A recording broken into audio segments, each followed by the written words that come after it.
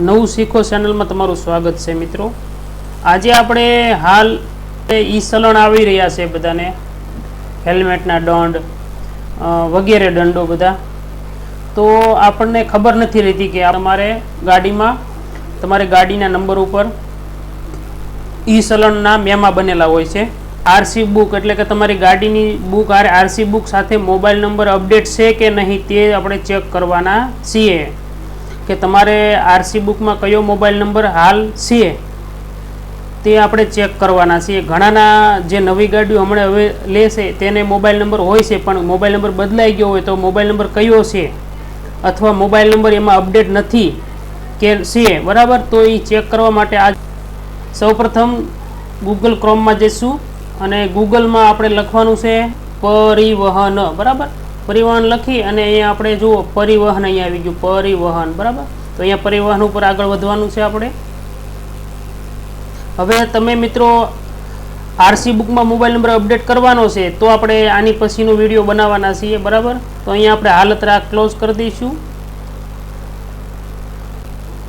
અહીંયા આપણે online service છે ત્યાં ક્લિક કર્યું, ઓનલાઈનમાં આપણે વ્હીકલ રિલેટેડ સર્વિસ છે ત્યાં આપણે ક્લિક કરવાનું છે। અહીંયા vehicle related service, vehicle related સર્વિસમાં આપણે આગળ વધ્યા એટલે અહીંયા જો આપણે સિલેક્ટ કરવાનું છે આપણું રાજ્ય, બરાબર। રાજ્ય સિલેક્ટ કરી લેવાનું છે।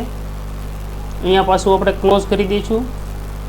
હવે અહીંયા આપણે ટીક આઈ એક્સેપ્ટ છે ત્યાં ક્લિક કરી લેવાનું છે। અહીંયા આરટીઓ સિલેક્ટ કરી લઈશું, આ તમારે લાગુ પડતો હોય આરટીઓ તમારી ગાડીનો આરટીઓ હોય, દાખલા તમારી ગાડીનો નંબર GJ4 છે, GJ27 છે તો અમદાવાદ, એ રીતે તમારે જોઈ લેવાનું છે, બરાબર। તમારે GJ4 હોય તો ભાવનગર સિલેક્ટ કર્યું, પછી અહીંયા પ્રોસેસ આગળ વધશું કરવાની છે। અહીંયા પ્રોસેસ છે આપણે મોબાઈલ દ્વારા પણ ચેક કરી શકીએ છીએ મિત્રો। તમે તમારા મોબાઈલમાં પણ આ રીતે જોઈ શકો છો। હું તમને સરસ રીતે દેખાય એ માટે આપણે લેપટોપમાં કામ કરી રહ્યા છીએ, આ મોબાઈલમાં પણ તમે જોઈ શકો છો ઘરે બેઠા।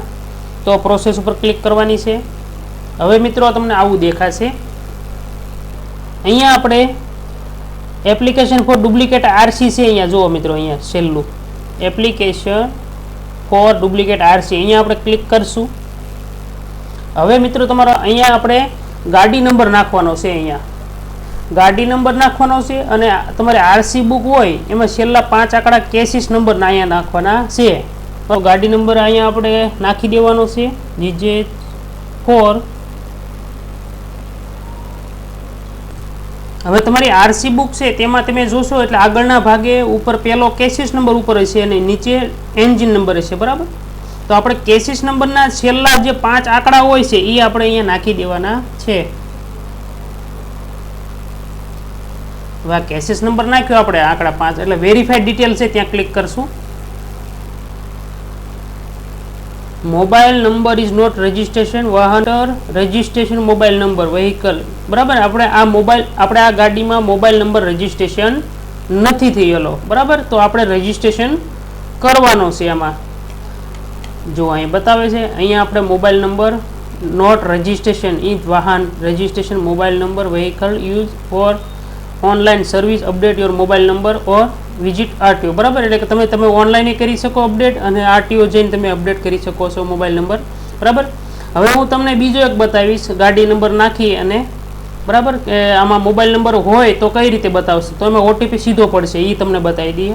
જો હું એક બીજી ગાડીમાં આપણે મોબાઈલ નંબર છે એ નાખીએ, હવે આપણે જે ગાડીમાં મોબાઈલ નંબર છે હમણાં લીધે એ વખતે મોબાઈલ નંબર નાખ્યો હતો, બરાબર। તો આપણી હવે આપણી ગાડીની ડિટેલ નાખી છે અને વેરીફાઈડ ડિટેલ કરશું એટલે તેમાં આપણે મોબાઈલ નંબર બતાવે, જુઓ જો મોબાઈલ નંબર હશે તો ઓટીપી દેખાડશે અને છેલ્લા 4 આંકડા મોબાઈલના દેખાડશે આપણને। યુઝ મોબાઈલ ઓટીપી છે ત્યાં ક્લિક કરશું એટલે આપણો તરત આપણને એ મોબાઈલ નંબર દેખાડશે ઓટીપી વાળો। જો અહીંયા મેં ક્લિક કર્યું, જુઓ મિત્રો, તો અહીંયા આપણને જો ઓનલાઈન એપ્લિકેશન આરસી આપણે ડુપ્લિકેટ સર્ટિમાં જઈ ગયા હતા તો અહીંયા જો તમને બતાવશે કે તમારો મોબાઈલ નંબર છે એ આ ગાડીમાં અપડેટ છે। જુઓ આ મોબાઈલ નંબર છે, છેલ્લા આંકડા તમને 4 બતાવે એ આ મોબાઈલ નંબર આરસી બુકમાં છે। તો હવે આમાં આપણે આ ગાડીમાં ઈ ચલણનો મેમો આવશે ઓનલાઈન, બરાબર। તો આપણને મોબાઈલ દ્વારા SMS આવશે અને ખબર પડશે, બરાબર। ઘણા મિત્રોને મોબાઈલ ગાડીની આરસી બુક સાથે મોબાઈલ નંબર અપડેટ નથી તો અને કયો મોબાઈલ નંબર અપડેટ છે તો ચેક કરવા માટે આપણે આ ચેક કરી શકીએ છીએ આ રીતે. તો મિત્રો તમે ઘરે બેઠા તમે તમારી આરસી બુકમાં મોબાઈલ નંબર છે કે નહીં અને મોબાઈલ નંબર કયો છે તો એ ચેક કરવા માટે તમે આ રીતે ઘરે બેઠા જોઈ શકો છો મિત્રો. હવે આપણે નેક્સ્ટ વિડીયોમાં આપણે આરસી બુકમાં મોબાઈલ નંબર કઈ રીતે અપડેટ કરવો તે આપણે શીખવાડવાના છીએ.